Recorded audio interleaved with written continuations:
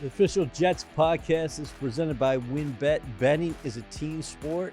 Bet together at WynnBET. Eric Allen here at One Jets Drive, joined by former Jet and now ESPN analyst, of course, Damien Woody. D. Wood, so great to see you. Thanks for being here. No, man, this is great, man. It's my first time in the setup. This is great. This is tremendous. What are your thoughts driving into the complex? A guy who used to play here, of course, you play with the Lions and the Patriots as well, but on the eve of training camp, what goes through your mind? Well, you always you smell the grass, like the grass is being cut, all those type of things. That's when you know training camp is officially in the air. And as I was driving in, I was looking at the setup. I'm like, my God, they're expecting a little bit more people here this time around, and I think I know why. That guy by the name of Aaron Rodgers is going to draw a pretty hefty crowd. I think so as well.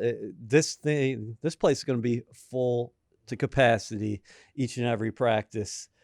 When the Rodgers thing became a realization that this really could happen, what was going through your head in terms of Rodgers coming here and what this team's potential was? You know, it kind of harkened you back to my time with the Jets when Brett Favre got traded.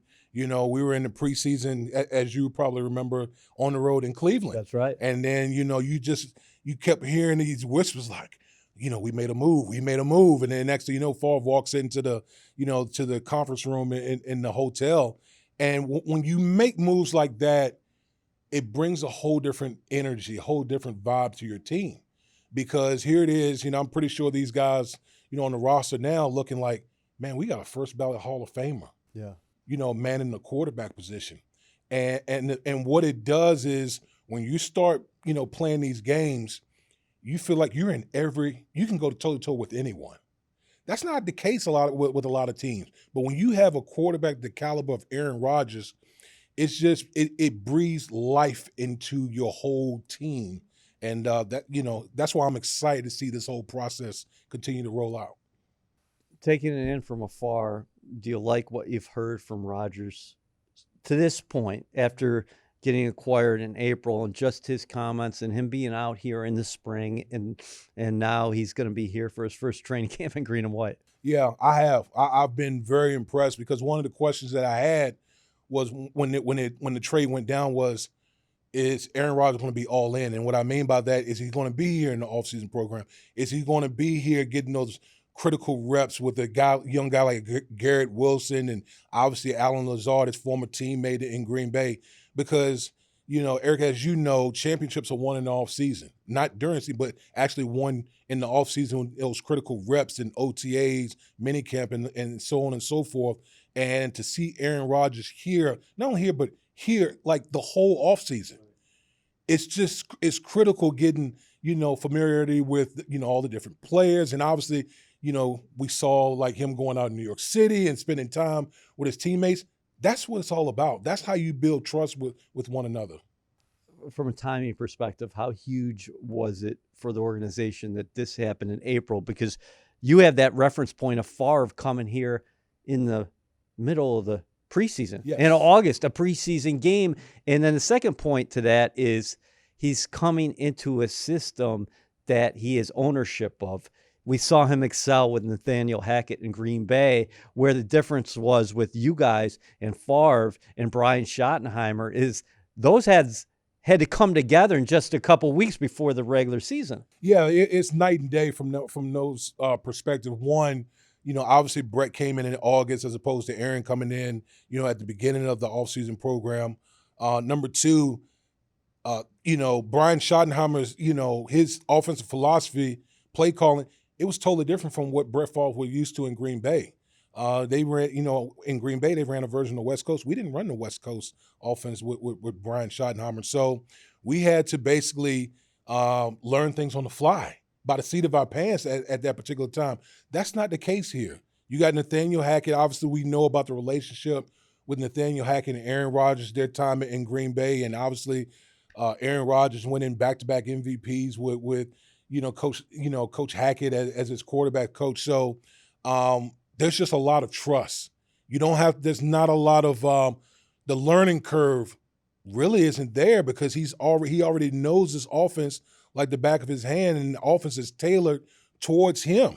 And so that's where I think the comparisons are so night and day, and I think the Jets are so far ahead of the curve from that aspect. What were the early sessions like for you guys when Favre was out there on the practice field in Long Island? I remember Nick Mangold saying after one of the sessions how nervous he was hiking the football to Favre, but there was so much energy and electricity as far as the people lined up at Weeb Eubank Hall. Yeah, you're almost like a fan. Yeah. Like I was in the latter part of my career, and I'm still, in practices looking like, man, that's Brett Favre.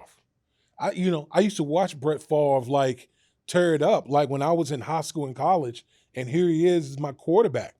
And I'm pretty sure a lot of these guys on this roster are looking at Aaron Rodgers in the same vein, thinking, wait a minute, man, I've watched Aaron Rodgers just destroy this league, for 18 plus years. And now he's my quarterback.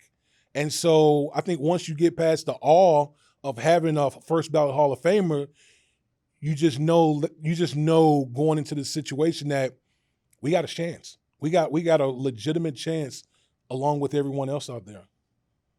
How is he going to raise the standard here? Well, I think, the one thing when you're the caliber of Aaron Rodgers, what guys tend to do is they watch your every step. They watch how you watch film. They watch how you practice. They watch how you train, how you lift weights, how you do your recovery. And so all those guys are looking at him and they're thinking, okay, if Aaron Rodgers is doing all of this, then I need to be doing all of this.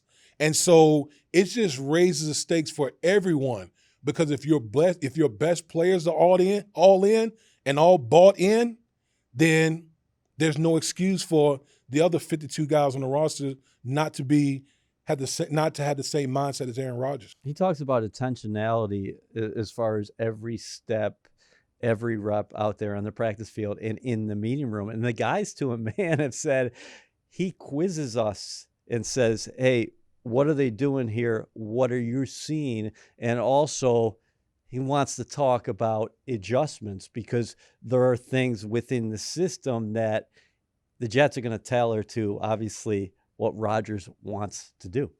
Yeah, that's all a part of the process, right? Like, the process, you can't get to the end without going through the journey, without going through the process. And along the way, you got to put people in uncomfortable positions. I always say that you can't grow if you're not uncomfortable. And I think that's what Aaron Rodgers is probably doing, or it was doing in OTAs, was just, hey, what do you have here? What's your assignment? If I do this, what if the defense presents this, what are we doing? Putting guys in uncomfortable positions. So when you actually get to the games and the situations that count, they just become second nature to you. That's what all of this is for. You want to go along in the process where when it's time, when everything's on the line, you're not thinking, you're just doing. What do you think he is now at 39? He's going to be 40 in December. Everybody points to last year when he threw for more than 3,600 yards, completed 65% of his passes, 24 touchdowns, and 12 interceptions. People are saying he had a down year. I mean, they're comparing that to 2020 and 2021. And your former teammate, Bart Scott, often reminds me that, hey, listen, the NFL, the past 3 seasons, he's been MVP in 2 of those. And then I just mentioned the stats last year. Yeah, it's crazy. A lot of quarterbacks in this league would take his quote unquote off year from last year. And a multitude of injuries too, right? Yeah, listen, you factor in, the broken thumb, the fact of working with a young, inexperienced receiving core out there in Green Bay. These type of things can happen, but I don't see much drop off in Aaron Rodgers at all. I thought last season was an aberration as far as what he's done in his career. And I think you have a guy that's clearly motivated, that's clearly hungry, coming into a situation. Obviously, he's very familiar with his play caller, got some great pieces around him. I think that's a recipe for doing something exciting in 2023. We talked about Favre before. Do you see similarities as far as the path Rodgers is taking, not to just Brett, but maybe another former teammate of yours, Tom Brady. He goes to Tampa. But again, the difference is there is talented roster, and they had all the pieces built up there, but he goes in and it's him and Bruce Arians, and they had to kind of figure it out, even though Brady put up huge numbers in year one and they ultimately win a Super Bowl. Yeah, again, for me, like, I look at this Aaron Rodgers situation, and it might be the easiest path per se because there's no adjustment from the offensive scheme. Again, his play caller that he spent a lot of years with is his play caller here in New York. They're running the same system that he ran in Green Bay all those years where he won league MVP. So unlike Brett Favre, where we had to, change things and kind of get him up to speed, unlike Tom Brady, who had to adjust to Bruce Arians and his system because it was different from New England, that's not the case here with Aaron Rodgers. It's a much smoother transition. Now it's just all about just getting reps with a lot of these young, talented receivers out here. Jets fans, we're in our final push and the clock is ticking. WynnBET is giving you a golden opportunity to win VIP prizes for the 2023 season. The WynnBET Green Room is the most exclusive space at the stadium with all-inclusive food and beverage, lower-level seats, and appearances by Jets legends and celebrities. New Jersey customers, all you need to do is wager at least $100 on WynnBET Sportsbook or Casino. For New York customers, all you need to do is wager at least $100 on WynnBET's Sportsbook. The best part? You get an entry for every $100 you wager. Damien, Robert Saleh said after the 2022 season that we have to finish. In fact, he put the T-shirts in each of the guys' locker as they left for the 2023 off-season. With that being said, after you acquire Rodgers, what do you think his message is going to be to his team here at the start of training camp, and what should it be? Because expectations have changed. Last year, the Jets were one of the early surprises in the National Football League, right?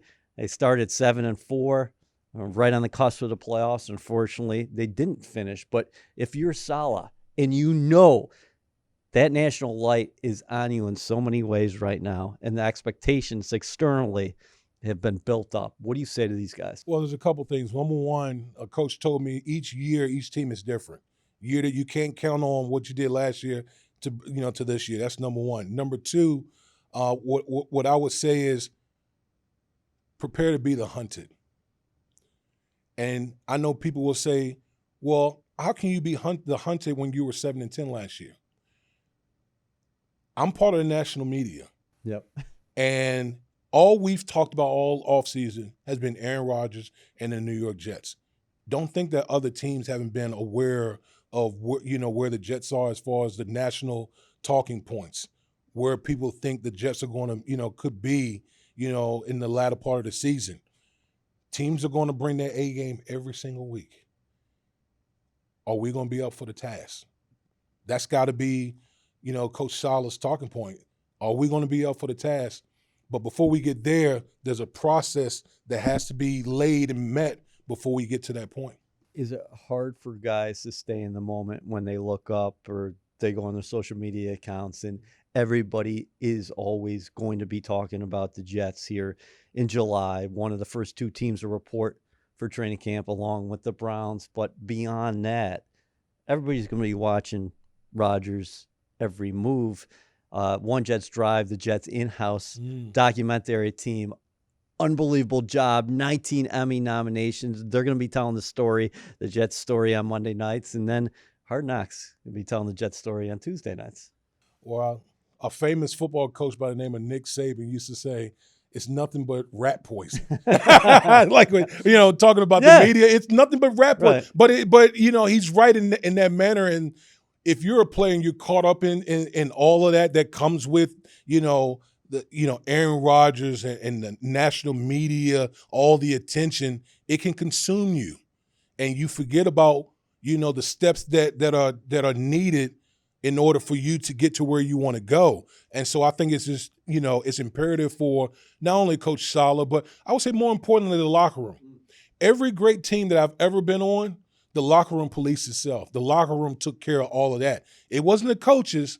It was really the locker room. So that's where, I think it's going to be important for the veteran leadership in the locker room to really set the tempo, set the tone, to let these guys know, like, hey, although we got a lot of cameras and a lot of things going on, but we got to stay in the moment right here. We got to keep our feet where they're planted right now. And I think they're going to be hearing that message not only from Saleh, but, of course, Rodgers, C.J. Mosley as well. In terms of the young guys, who are you looking at as far as not just, hey, these guys are great players like a Sauce Gardner or Garrett Wilson, but who do you want stepping up maybe in the leadership category? Oh, man, there's a lot of guys. And Quinnen Williams. We're going to get to Quinnen Williams. Quinnen Williams, he's, and he wants to. And he's shown that. He should. He's, it seemed like every year he's gotten better and better. And then last year, boy, he was just a tremendous force in the middle. And I think he's ready for that ascension. I think he's ready for that moment where he's, one of the guys that, his peers are looking up to, because he's earned that status, in my opinion. I mean, there's a lot of guys. DJ Reed. I have so much respect for DJ Reed. I obviously, a lot of people talk about Sauce Gardner, and rightfully so, but DJ Reed has just been a tremendous player ever since he signed here. As a free agent, he comes to work. He does things the right way.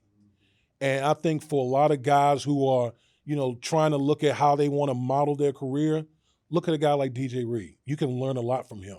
I like that you mentioned DJ Reed. He took a long route and winding route to the National Football League, starting out at the JUCO level. Yep. And then, of course, drafted by San Francisco in the later rounds. He makes the breakthrough from Seattle and comes here. He did play in a Super Bowl game with the 49ers. And he remembers that feeling of leaving the field and not being a champion.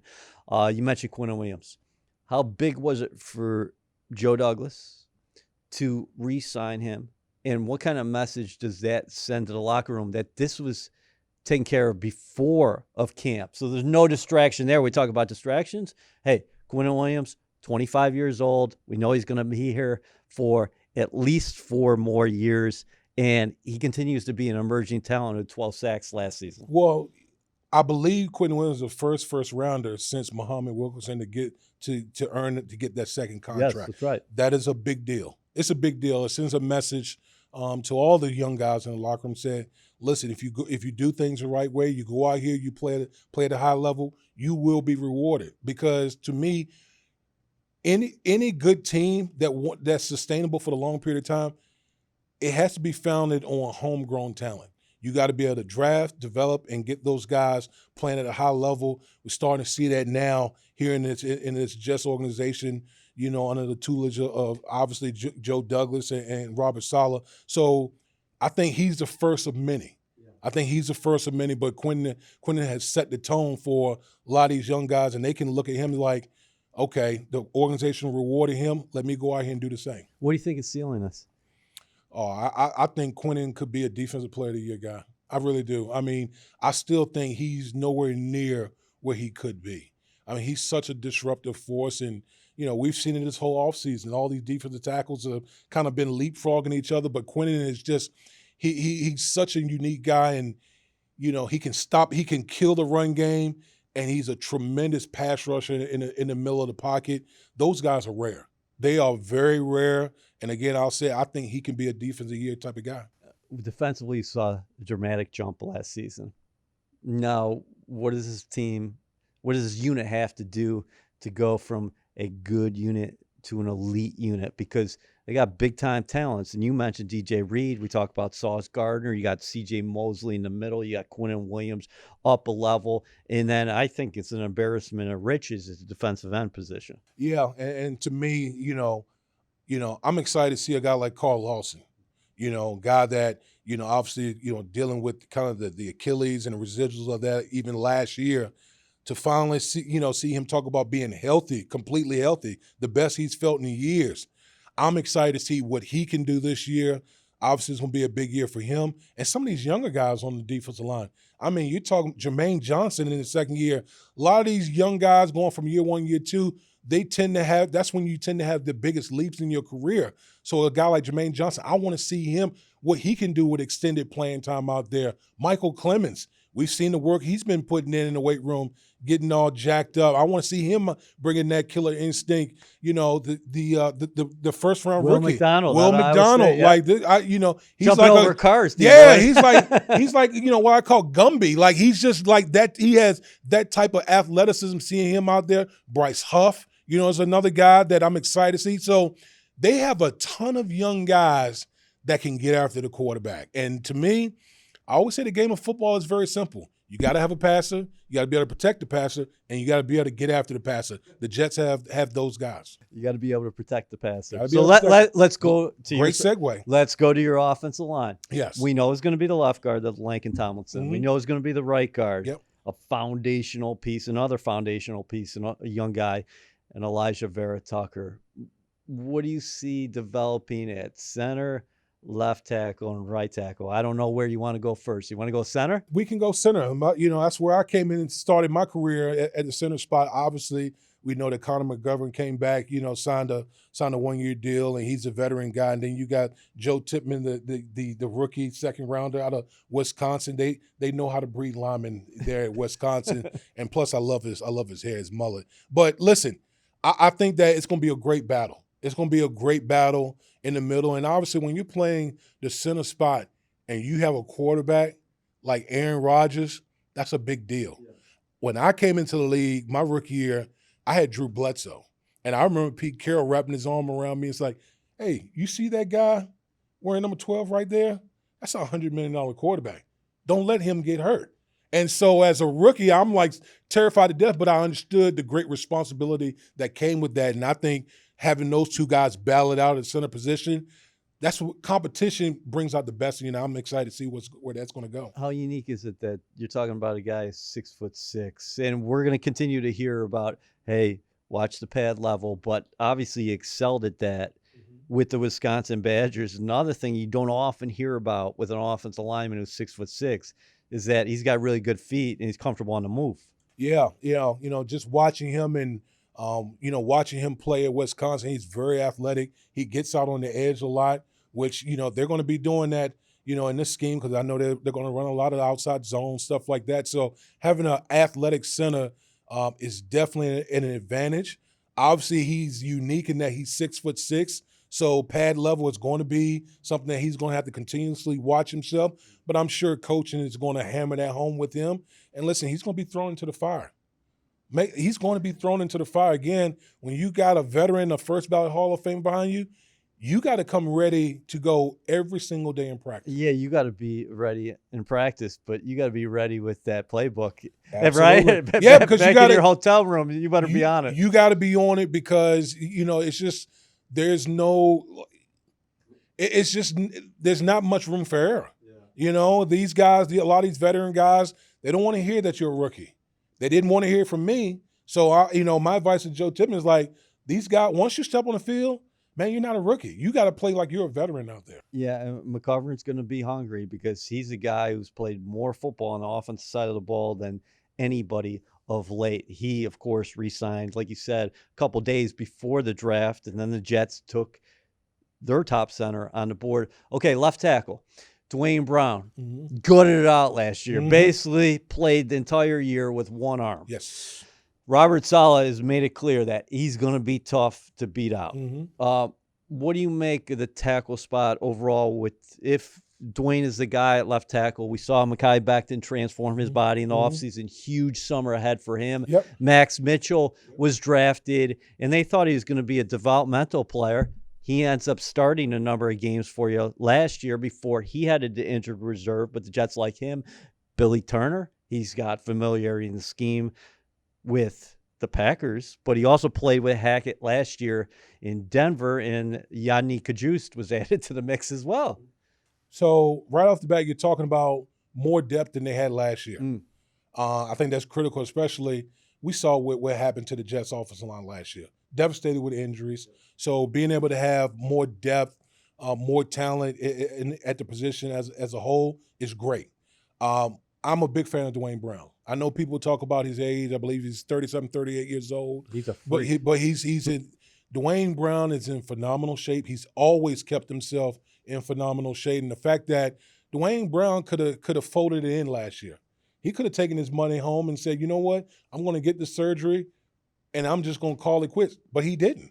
He went on the short-term IR, came back, and played pretty much the whole season. That's a credit to his toughness and just, I think, his love for the game of football. And I think that's why Robert Saleh holds him in such high regard, because not a lot of people would do that. And so I think he's going to come back. He's going to be ready to go. And as far as Mekhi Becton is concerned, listen, there's never been any denying the talent.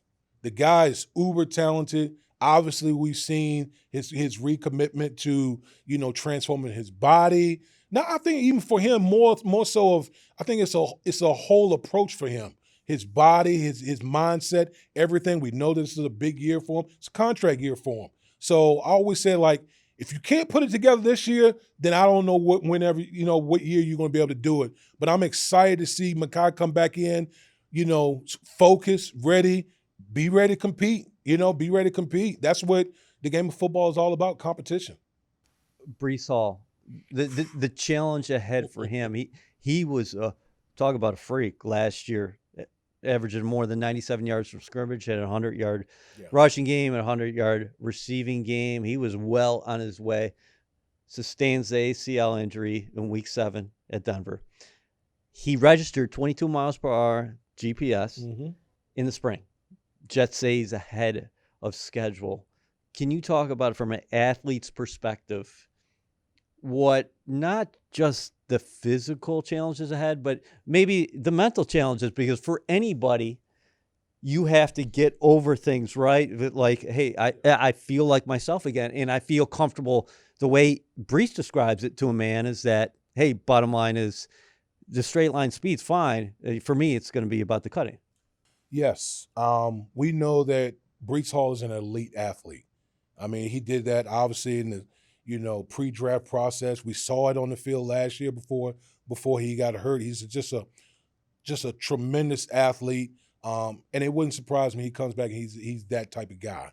But there is a mental aspect that he's going to have to overcome. Anyone can run a straight line, but okay, when you have bodies that are flying around you, can you make the necessary cuts? Can he make the cuts that we saw him make last year, where he was making people miss and doing all types of freakish things out there on the field? When we start seeing that, that's when the Jets going to really prosper, because we saw the impact that Breece Hall had on that offense pre and post his injury. It was shocking. And to be able, if you get a healthy Breece Hall back into the mix in this offense with 8 at quarterback, Aaron Rodgers, that's a scary sight for opponents. I agree with that. It's going to be interesting to watch him during camp to see, okay, how many reps is he going to get? Where's he starting out at? What is he doing off to the side? But as far as the running back position as a whole, Dalvin Cook is a name Jets fans continue to bring up. I tell people, don't forget about Michael Carter. And I really mean that, because I thought he was sensational his rookie season. Yards after contact, his low balance. And Robert Saleh said bottom line is he expects a bounce-back season from him. Jets also drafted Israel Abanikanda, a great system fit, an explosive guy out of Pittsburgh, a local kid. What do you make of the running back position as a whole heading into camp? I agree. I think Michael Carter is going to have a bounce-back year. I do. And I think part of what happened last year, obviously, with the injuries that happened across the offensive line, it affected those guys, because they go hand in hand. And so I think as the offensive line, if those guys are healthy and playing at the level that I think they're capable of playing at, guys like Michael Carter and, Bam Knight and Israel Abanikanda, those guys are going to be the benefactor of that. Obviously, we know that Breece Hall is an elite back, but you want to make sure that you're not putting too much on him right out of the gate, because you need a horse like that, in towards the end of the season. Like when you're making that run, you want to make sure your top dogs, your horses are ready to go. You got to play the long game. You got to play the long game, and I think that's what people need to understand about Breece, and sometimes you got to save an athlete from himself too. Like I know Breece has probably been getting after it as far as his rehab is concerned, and he's going to be itching. The camera's going to be around and all those type of things. But you also, as I think as a training staff and coaches, you got to say, hey, let's not get too out there right now. You're going to be here, but we're going to need you down the road as well. And sometimes you got to say that to guys coming off injuries. What's next for Garrett Wilson and Sauce Gardner? The offensive rookie of the year, defensive rookie of the year. And the sky's the limit for both of those guys. First of all, man, I think the thing that jumps out about both of those guys, they love the game of football. They love the game of football. They love to compete. Their football IQs are just through the roof, and it just shows. It just shows when you're watching them and when you hear them talk. And so again, going from the type of years that they had in year one, I can only imagine what it's going to be in year two. Now that you've had a year to kind of see how people attack you, just to get the speed of the NFL, everything tends to slow down. And now all of those tremendous athletic traits start really coming out. So I'm expecting great things from both of those guys. And listen, Garrett Wilson, when you have a quarterback like Aaron Rodgers, man, you can put up big numbers like Devontae Adams type stuff. That's what I'm looking forward. With Am I Garrett crazy? Wilson. I said the other day that I think 15 hundo is realistic. I think he had 1,100 yards receiving last year. He had 1,100 yards receiving last year, and we know the struggles that this organization had at the quarterback position. And now you enter in the first ballot Hall of Famer in Aaron Rodgers. 1,500 yards, I could definitely see that out of Garrett Wilson, and he's just a tremendous playmaker. I think they're going to utilize him even more so than what we saw from Garrett Wilson last year. The one thing coming out of Ohio State, the one thing we talked about is his ability to leap up and go get those 50-50 balls in the vertical passing game. That's something we didn't really see last year. I think we'll see more of it this year, with Aaron Rodgers in the mix. And we know his run after catch ability is elite. So I'm excited to see Garrett Wilson in this offense with this quarterback. Yeah, I could talk to you for hours about the Jets and the NFL, but a couple quick ones. The rest of the wide receiver room, kind of under the radar a little bit as far as the transformation. You mentioned Lazard. Obviously, he's got that connection with Rodgers. Speaking of connections, let's talk about Randall Cobb, where he is at this point of his career. McCole Hardman comes over from Kansas City Chiefs. Guy brings a lot of juice to the table. Corey Davis still on this roster, and I think people forget about him. What do you make of the pieces outside of Wilson? I think there's a lot of guys that have things that they want to prove. I think that group is going to be hungry for a variety of reasons. Take a guy like McCole Hardman. A lot of people, try to pigeonhole him into being a gadget guy. I'm sure he's probably thinking to himself, I'm a receiver. Like, I can go out here and do all these things that other receivers can do if given the opportunity. Well, guess what? He's going to have an opportunity to do those type of things. Okay? A guy like Corey Davis. Corey Davis was a big ticket free agent here with the Jets. Now all of a sudden, they bring in Allen Lazard. We see the ascension of Garrett Wilson.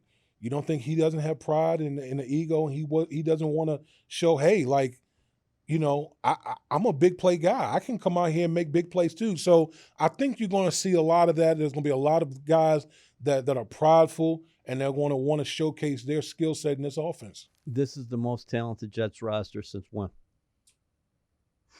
And I'm talking to a man who was on that 2010 and that 2009 team that advanced to the AFC Championship game. I think this roster has potential to be better than ours. There's no question. I think offensively, listen, we had, in my opinion, the best offensive line in the league those couple of years. But man, if you take the sum of everything, backs, wide receivers, tight ends, all of that, they have an opportunity to be better. They have an opportunity to be a lot more explosive than we were on offense. And defensively, listen, we were number one in the league. This defense has a chance to be that as well. So this is a very talented roster. that Joe Douglas and Coach Saleh has assembled.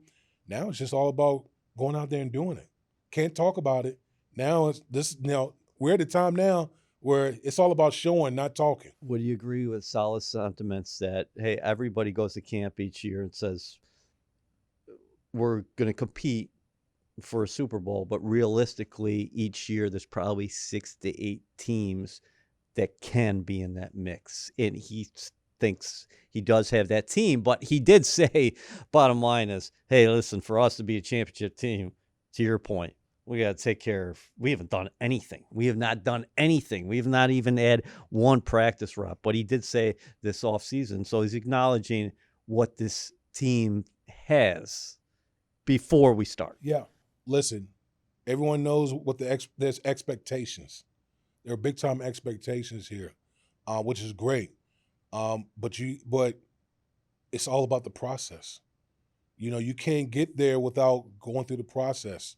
And the process is grimy, it's dirty, it's bloody, it's sweaty. But man, the payoff is tremendous if you can get there. So, my message to those guys, man, is just focus on the day-to-day minutia. Focus on, I know Robert Saleh talks about be better, 1% better at like the end. Yes. At the end of the day, and that's true. Every day you get up, make sure you're better, 1% better than the day before. You got to keep stacking those bricks on the pile. And if you can keep doing that, then ultimately you'll have an opportunity. Not saying that it's going to happen, but you give yourself the opportunity to be that type of team that you want to be. You're going to be in Canton in a couple of weeks. Darrelle Revis. Darrelle Revis, I play with a lot of really good players. Darrelle Revis is, in my opinion, the most talented player I've ever witnessed. He is, people talk about the things he did in the game. It was the practices where I was blown away even more, because the way he approached his craft, he was a pro's pro in the way he did that. And man, it was an honor being his teammate. I got to witness a Hall of Fame career up close and personal. That's awesome. I always have said that he was the best practice player I've ever seen. Yeah. Because when a guy made a catch on him, it was just mind-boggling, because that's Reeve out there. Right. I remember Quincy Enunwa, his rookie year, he made a catch in training camp. I'm like, well, you might have something here. Yeah. Quincy Enunwa. Yeah. If you you made a catch on Darrelle? Yeah. That doesn't happen often. Right. So when you do it, it's like, oh, okay. All right, maybe let's see what you can do after that. But again, Darrelle he made it so he stressed himself so much in practice, making sure that everything was right. So when he got to the game was easy. It was practice where he challenged himself the most. Is this summer and this season going to be fun for you, talking about the Jets? Oh, man. Listen, man, I tell everyone I have such an affinity for this organization, everything that this organization has done for me and my family. And I'm just excited. I'm excited for the buzz for this team. I'm excited for the opportunity that's presented, that's in front of this team. And I'm excited to watch the journey, to see what this team can do, because I think this team can be one of those teams that's going to be in it at the end. But you can't put the cart before the horse. And I'm going to be out here just like all the other fans, watching what these guys do day in and day out. I'm excited about that. Awesome seeing you, Damien Woody, and you always look good in green, brother. Yeah. I came correct, man. I came corrected with the outfit, and I appreciate you having me on.